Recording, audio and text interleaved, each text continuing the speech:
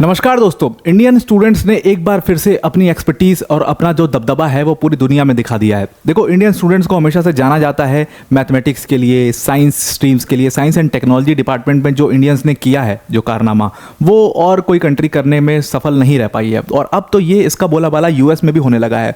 Basically US के जो deputy state secretary हैं कर्ट कैम्बल, उन्होंने इंडियन स्टूडेंट्स की काफ़ी तारीफ की है। उन्होंने कहा हमें और से ज़्यादा इंडियन स्टूडेंट्स को साइंस स्ट्रीम में यूएस की यूनिवर्सिटीज़ में एडमिशन देना चाहिए। उससे हमें बहुत ज़्यादा फायदा होगा, because they will contribute a lot. और आप देखो ना, एक तो ना बहुत ज़्यादा फायदा ये भी है कि इंडियंस जो हैं वो हम इंडियंस ना बड़े सिंसियर और बड़े हार्ड वर्किंग लोग होते हैं। एंड बहुत एक तो लॉयल्टी वाला बहुत ज़्यादा हमारे साथ चीज़ रहती है कि हम जिस कंपनी के लिए काम कर रहे होते हैं उसके लिए पूरी तरीके से डेडिकेटेड होकर के काम करते हैं। इंडियंस को आप कभी नहीं देखोगे कि वो एक टेक्नोलॉजी को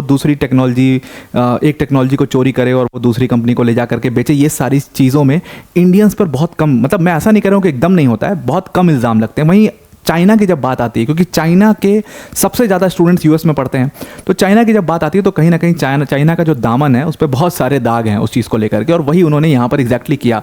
हुआ कि एग्जैक्टली कि जो डिप्टी सेक्रेटरी ऑफ स्टेट हैं उनके कर्ट कैम्बल से पूछा गया, कई सारे सवाल गए, वो एक सेरेमनी में गए हुए थे वहाँ पर। तो वहाँ पर उन्होंने सीधा कहा कि हमें ज़्यादा से ज़्यादा चाइनीज़ स्टूडेंट्स को वेलकम करना चाहिए। अगर आप देखोगे तो 2022-23 में 2,90,000 तक चाइनीज़ स्टूडेंट्स गए थे वहाँ पर।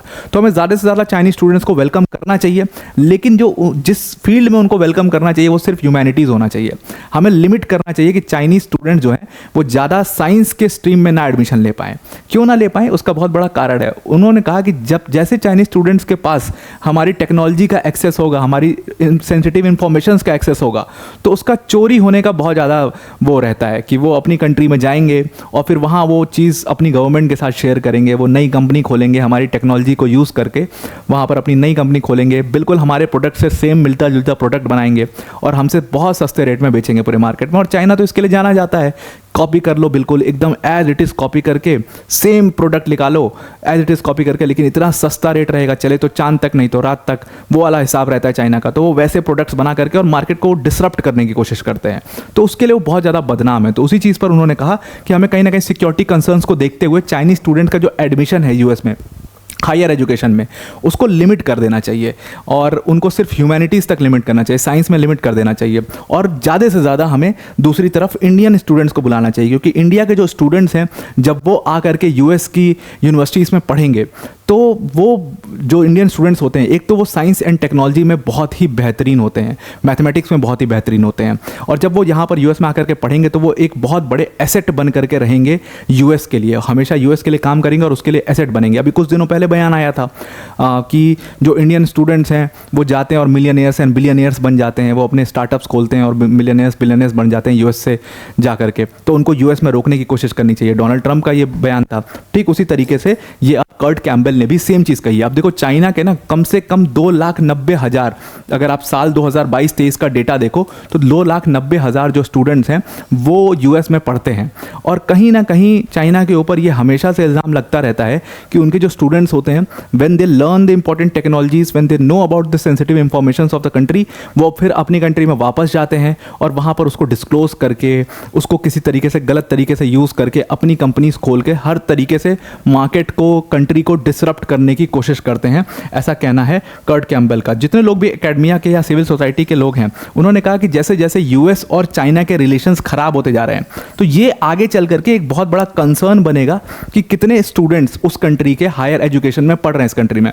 बिकॉज हायर एजुकेशन में you research about certain things, you have the access to the labs, आप लैब में जाते हो, आप रिसर्च करते हो, और ख़ास तौर से साइंस एंड टेक्नोलॉजी में, डिफेंस टेक्नोलॉजी में, स्पेस टेक्नोलॉजी की तमाम फील्ड्स होती हैं, वहाँ पर आप रिसर्च कर रहे होते हैं, वहाँ पे आपको नई नई टेक्नोलॉजीज़ मिलती हैं कि अच्छा यूएस ने ये भी डेवलप कर लिया, अच्छा यूएस ने ये भी डेवलप कर लिया है, और फिर इन सारी चीज़ों को ये ले करके चाइना में जा करके उसको यूज़ करेंगे। ऐसा कहना था कर्ट कैम्बल का। वहीं दूसरी तरफ इंडियन स्टूडेंट्स हैं। They will never ever use it in the negative sense, वो हमेशा इसको पॉजिटिव सेंस में यूज़ करेंगे। और इंडिया और यूएस के रिलेशंस भी अच्छे खासे हैं, कर्ट कैम्पबेल का ऐसा कहना था कि इंडिया और यूएस के भी रिलेशन अच्छे खासे हैं, तो वो कभी निगेटिवली हमारे लिए वर्क नहीं करेगा। तो इसलिए हमें कहीं ना कहीं चाइनीज़ स्टूडेंट्स को रिस्ट्रिक्ट करना चाहिए। सेम वही चीज़ जो डोनाल्ड ट्रंप ने करी थी अपने टाइम में। एक्चुअली क्या हुआ था मैं आपको समझाता हूँ।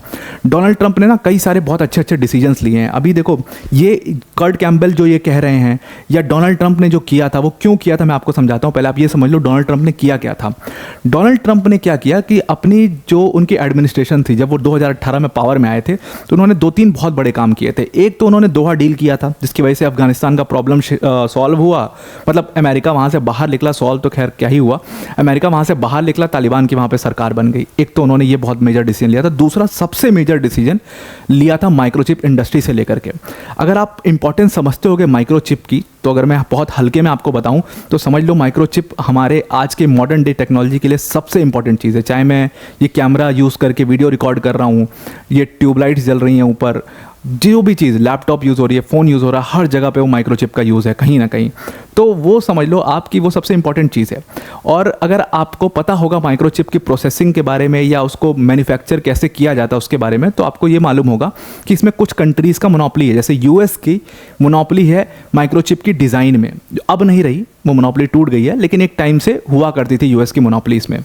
अगर आपको डिटेल में माइक्रोचिप इंडस्ट्री के बारे में समझना है ना, तो मैंने काफ़ी डिटेल में इसकी पूरी प्रोसेसिंग, कैसे इसकी मैन्युफैक्चरिंग होती है, किसके पास कौन सी मोनोपोली है, ये सारी चीज़ें एक वीडियो में समझाई हुई है। मैं आपको वो वीडियो जो है डिस्क्रिप्शन में पिन कर दूंगा, आप उस वीडियो को ज़रूर से देख लीजिएगा। काफ़ी बेहतरीन वीडियो बनी थी वो। हालांकि आप मेरे व्यू से हो सकता है अलाइन ना हो, लेकिन वो वीडियो बहुत अच्छी बनी थी। कैसे प्रोसेसिंग होती है वो आप समझ जाओगे उससे।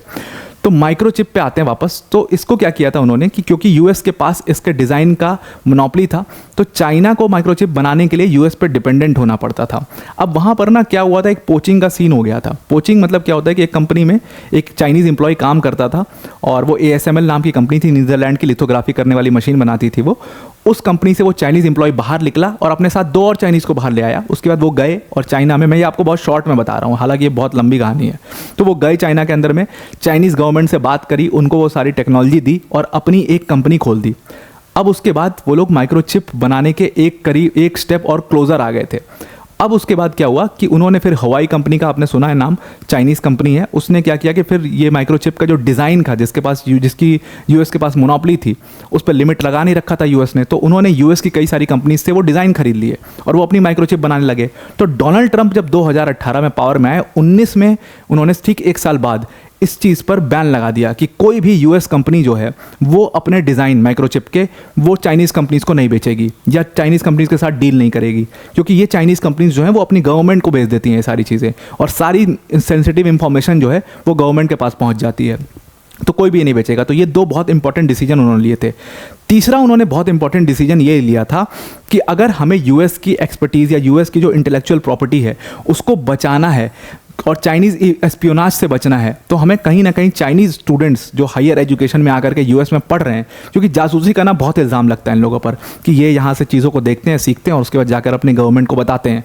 तो ये डोनाल्ड ट्रंप ने क्या किया था कि उन चाइनीज़ स्टूडेंट्स पर लिमिट लगा दी थी कि बस इतने नंबर ऑफ स्टूडेंट्स जो हैं वो साइंस स्ट्रीम में पढ़ पाएंगे या इतने नंबर ऑफ स्टूडेंट्स हैं जो कि ह्यूमैनिटीज़ में पढ़ पाएंगे। उन्होंने उस चीज़ पर लिमिट लगा दिया। हालांकि जब जो बाइडेन आए अपनी पावर में, तो उन्होंने क्या किया कि जो बाइडेन ने इस चीज़ को हटा दिया, ये लिमिट हटा दी। उन्होंने कहा कि जितने नंबर ऑफ स्टूडेंट्स आना चाहते हैं वो आ सकते हैं। इसीलिए आप देखो 22-23 में 2,90,000 स्टूडेंट्स आए। तो इसी के ऊपर सवाल पूछा गया कर्ट कैम्पबेल से कि आप इसके बारे में क्या सोचते हो, क्या डोनाल्ड ट्रंप ने सही किया था या जो बाइडेन ने सही किया। उन्होंने कहा देखो अपनी अपनी जगह ठीक है, जो बाइडेन का भी अपनी जगह पर ठीक स्टैंड था, लेकिन डोनाल्ड ट्रंप ने जो किया वो बिल्कुल सही था। कहीं ना कहीं वो चीज़ जो है वो हमारी सिक्योरिटी के लिए बहुत बड़ा कंसर्न बन सकती है, और इसीलिए उन्होंने ये स्टेप लिया था। और इसीलिए उनका भी ये मानना था कि आप पढ़ाओ चाइनीज़ स्टूडेंट्स को, कोई दिक्कत नहीं है, लेकिन आप ना उनका लैब्स में जो उनका टाइम है उसको रिस्ट्रिक्ट कर दो, या तो आप जितने चाइनीज़ स्टूडेंट्स आ रहे हैं उनको मॉनिटर करो बहुत क्लोजली कि वो उनकी एक्टिविटीज़ क्या है, वो किससे बात करते हैं, वो किससे मिलते हैं, ये सारी चीज़ें आप क्लोजली मॉनिटर करो, तब तो जाकर के आप चाइनीज़ स्टूडेंट्स को बुला सकते हो। लेकिन अगर आप बिना मॉनिटरिंग के लैब्स में अनलिमिटेड एक्सेस दे करके अगर आप उनको बुलाते हो तो ये आपके लिए बहुत ज़्यादा घातक साबित हो सकता है।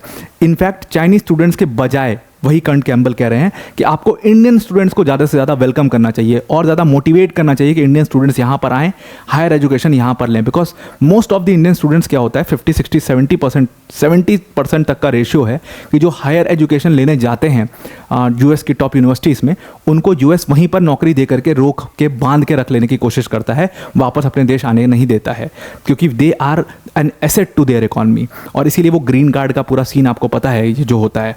तो बहुत सारे लोग जो अभी यूएस में काम कर रहे होंगे, जो बड़ी बड़ी कंपनीज में होंगे, they are very good minds, but they will not come back to India because US ने उनको इतने सारे फेवर्स दे करके वो बांध के रख लिया है।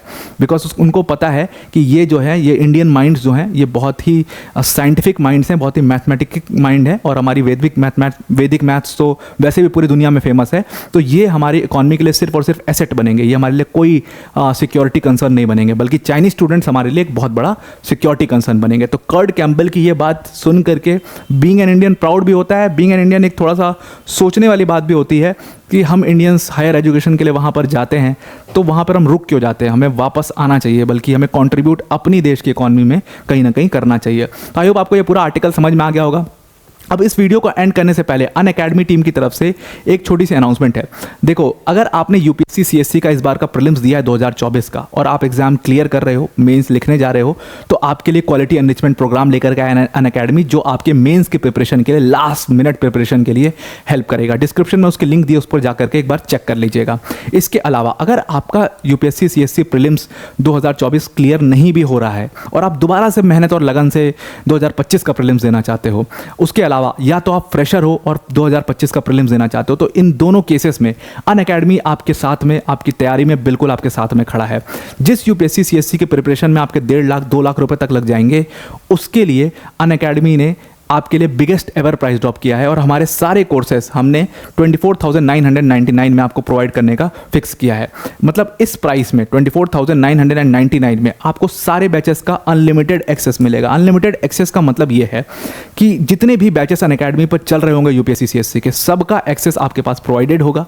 सिंपली आपको क्या करना है, आपको कुछ नहीं करना है, डिस्क्रिप्शन में एक लिंक दिया हुआ, उस लिंक पर जाना है, जहाँ पर यूज़ कोड का ऑप्शन आएगा, वहाँ पर आपको APYT10 यूज़ करना है, तो आप इस कोर्स को अवेल कर पाओगे एट डिस्काउंटेड प्राइस। याद रखना कि ये ऑफर जो है वो लिमिटेड टाइम तक है, तो इसको जल्दी से अवेल कर लेना। इसमें आपका GS, CSAT, टेस्ट सीरीज सारी चीज़ें कवर होंगी। और इससे ज़्यादा क्या, 24,999 में आपको इंडिया के top educators like Mrinal sir, known for his economy, Sudarshan sir geography, Siddharth sir polity, Prateek sir history, Madhukar sir CSAT, ये सारी फैकल्टीज़ आपको, इंडिया की जो टॉप मोस्ट फैकल्टीज़ हैं, वो आपको अनअकैडमी के सारे प्लेटफॉर्म्स पर पढ़ा रही होंगी, सिर्फ और सिर्फ इतने प्राइस में आप इनसे पढ़ रहे होगे। तो जल्दी से इस ऑफर को अवेल कर लीजिए। आई होप आपको ये पूरा आर्टिकल भी समझ में आ गया होगा। आज के लिए इतना ही। Thank you and have a nice day.